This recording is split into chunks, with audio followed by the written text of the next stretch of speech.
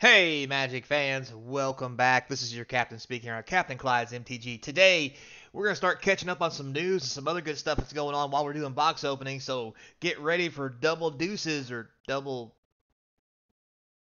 packaging. Anyway, we won't go there. It's still early in the video.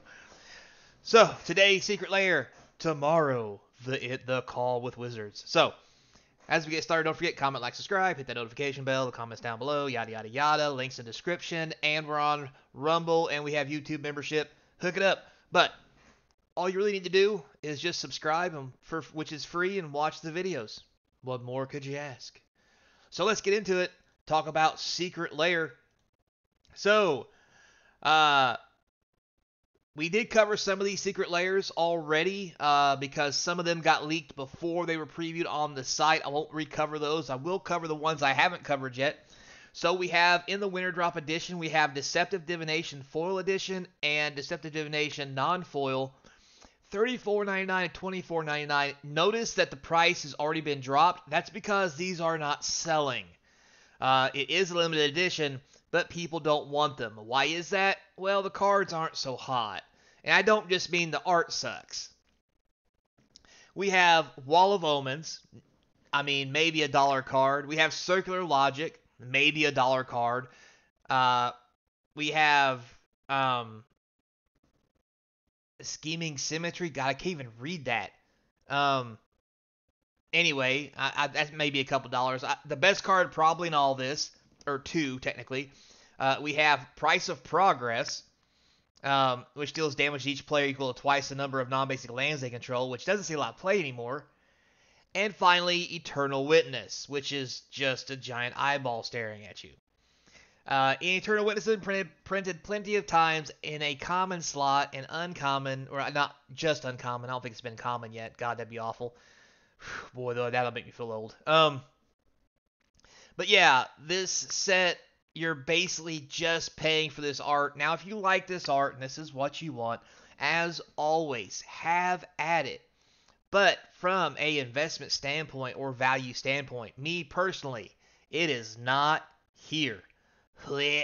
So, I give this one a big fat D. Only because it does have alternate art. So I guess technically it's not an F because it is different. Although, damn, I'm being generous. So, moving on, other stuff on the Winter Drop list that we have that came out is we have Prismatic Nightmares Foil Edition and Non-Foil. Now notice, this one is $39.99 and $29.99 because guess what? People are probably buying it. What's the odds? So what's in this set, you may ask? Oh, by God, it's actual playable cards. You have Arcane Denial. Great card from Alliances. Doesn't see a whole lot of play, but a counterspell for a blue and a 1 is still a counterspell. And it does see play, and it's pretty sweet. Nightscape Familiar. Great card for combos decks from back in the day. It's a zombie. It's a 1/1. Blue and red spells cost 1 less. It regenerates for a black and 1. I mean, then you have Reign of Filth. Until the end of turn, lands you control gain, sacrifice this land, add 1 black. Again, combo card, not a lot of play, but eh. Simian Spirit Guide. Boy, we missed this card. Red and 2 for the monkey. It's a 2/2, but you can exile him from your hand to get a red mana. Nothing like good old mana ramp. And this is the best kind when it comes out in limited legacy formats and older. We have Prince of Thralls. I haven't seen this one in a while. Red, 2 black, blue, and 4 for a 7/7. Whenever an opponent controls, whenever a permanent an opponent controls is put into the graveyard, put that card onto the battlefield under your control unless your opponent pays 3 life. Not bad. This actually has a mythic in the set. Oh my God. The Prince of Thralls, I'm not sure how much it is. It's easily a $5 to $10 card. Simian Spirit Guide's always been anywhere from $1 to $5, depending on its foil, special art, yada yada. So this is promising. Reign of Filth is promising for combos. Nightscape Familiar, I don't know, but the art's not terrible, and Arcane Denial's okay. Now again, the only drawback to these cards is this is not the kind of art style I'm into, but if you are, cool for you. But again, we have cards that are actually being played, mainly in Commander, but Let's be honest, who doesn't play Commander? But we also have good cards in here like Spirit Guides that see uh, format play in several formats along with Arcane Denial. This is a good one. Now, is it $29, $39 good? Me personally, I don't think so. But that's only because I'm not into the art, so take that with a grain of salt. So all said and done for me, I would probably say C plus at best. And again, a lot of that's because I'm not into these cards. I'd rather have the older cards or a different version of these cards. And it's not really overwhelming, but it's definitely better than a secret lair full of commons and uncommons. Jesus. All right, moving on. Next in here, we have the Showcase Murders at Karloff Manor foil and non-foil edition. You know they're always, every time a new set comes out, they put this stuff out. They're special showcase cards in the frame of the set, blah, blah, blah, blah. Again, $39 and $29. Guess what? I guess people are still buying them. That's why they're not being discounted. But that may change. Doubtful, because these actually look halfway decent. Just going to put that out there. But in this set, we've only got 4 cards, so that's already a hindrance. But you do have Gonti, the Lord of Luxury, a great card for 2 black and 2/3 Death Toucher that enters the battlefield. Look at top 4 of your opponent's library, exile one of them, you can cast it. Great card for Commander. You have Villas, Broker of Blood, sees a lot of play in Reanimator decks and Reanimate style decks or cheat stuff on the battlefield decks. He's 3 black and 5 for the 8/8 flyer, 1 black, pay 2 life. Target creature gets monster at the end of turn. Whenever you lose life, you draw that many cards. So you literally, for 1 black, can kill a creature on the opponent's battlefield if you're lucky, and then just draw 2 cards. So yeah, great card. We have Anawan, the Ruin Thief, black, blue, and 2 for a 2/4 mythic. Other rogues you control get +1/+1. Whenever one or more rogues you control enter the battlefield, deal damage to a player. That player mills a card. For each 1 damage dealt to them, that player mills at least 1 creature card. That way you draw a card. Not gonna lie, it's kind of sweet. Then you have good old Grenzo, the Dungeon Warden reprint. Red, black, and X for 2/2. He enters the battlefield with X +1/+1 counters. For 2, put the bottom card of your library into your graveyard.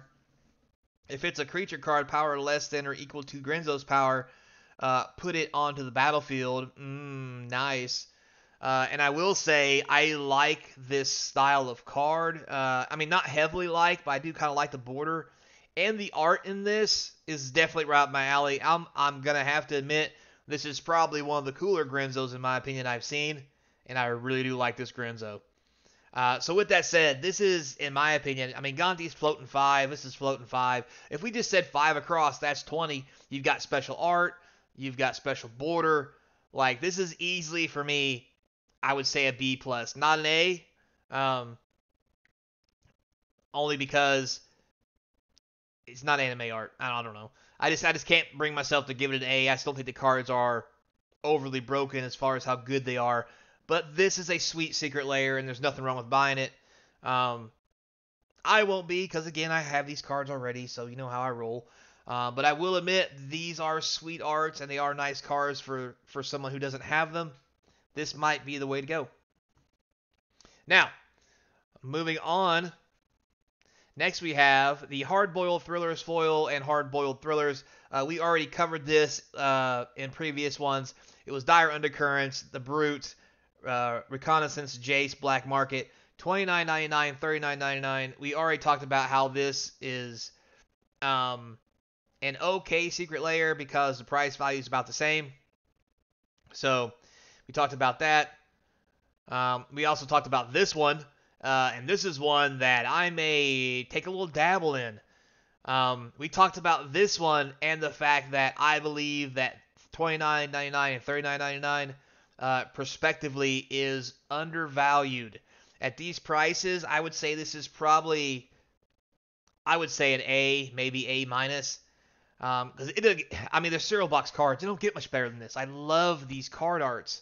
Plus, Yargle's not all that expensive. Neither is the Cracky, but Shakashima, Andrix is, Andrix and Nev. There's 2 of them on there. but the value is above 30 for these cards right here, or right at 30. But I'm pretty sure if I remember correctly, it's above 30. And for foils for just $10 more, woo doggy, get in there and get some. So moving on to the next section, we have the Dark Mysteries bundle foil and Dark Mysteries non-foil.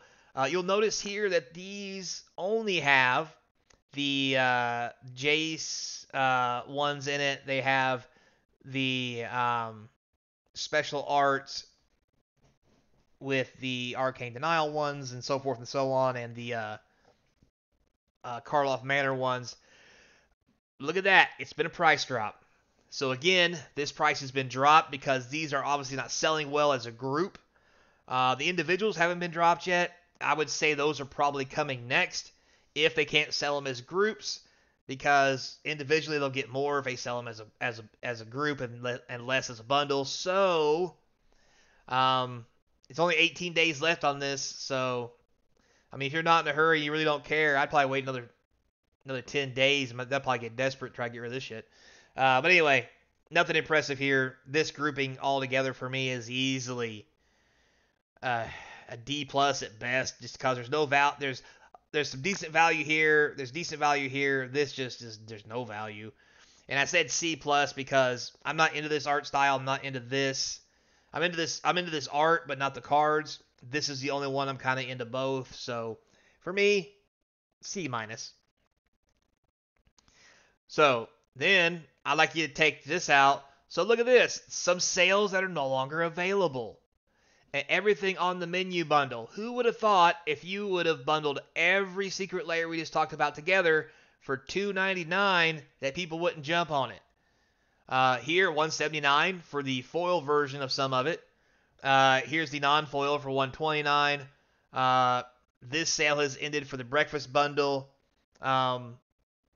Again, I don't think I would have paid for that, but whatever. But as you can see, they are still in Secret Lair doing limited print runs and immediately closing the sale down. And I took a look. A lot of these that are out of are no longer available. We'll say, I was going to say out of print, but whatever.